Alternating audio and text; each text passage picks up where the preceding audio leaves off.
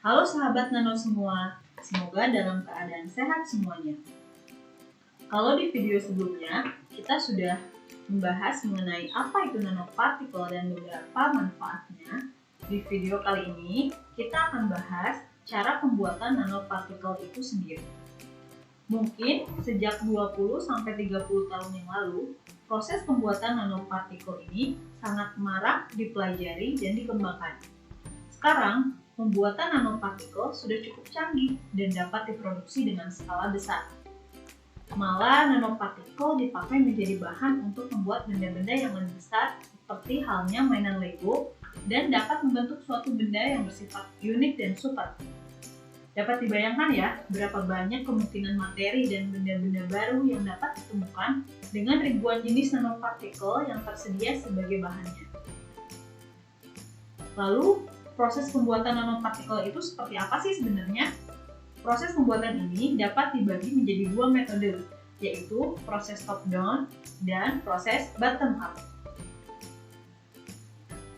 Nah, pada proses top down, proses ini merupakan proses yang membentuk nanopartikel dari partikel atau benda-benda lebih besar dalam bentuk zat padat.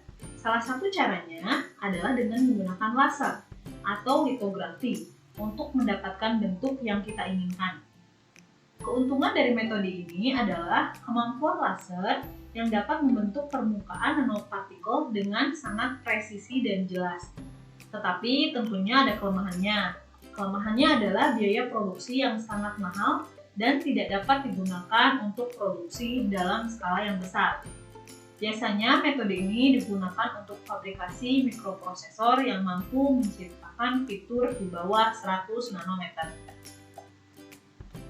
Sebaliknya, pada proses bottom up, proses ini mencakup semua metode pembuatan nanopartikel melalui atom dan molekul yang berkumpul dan membesar membentuk aglomerasi.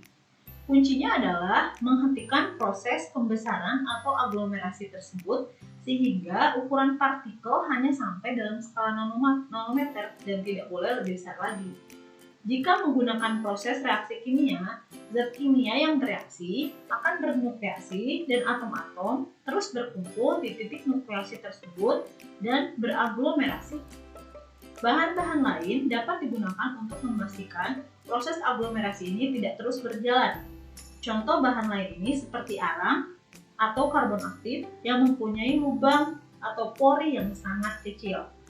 Lalu, ketika partikel bernukleasi di dalam lubang-lubang ini, maka proses aglomerasi akan berhenti dengan sendirinya karena sudah tidak ada ruang lagi.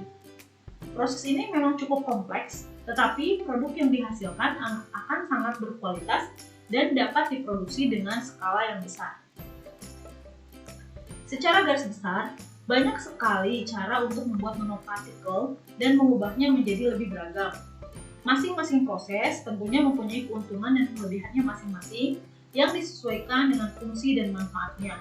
Oleh karena itu, dunia penelitian nano akan terus berkembang dan menarik banyak perhatian pelaku-pelaku industri. Sekian video kali ini, sampai jumpa di video-video selanjutnya. Terima kasih.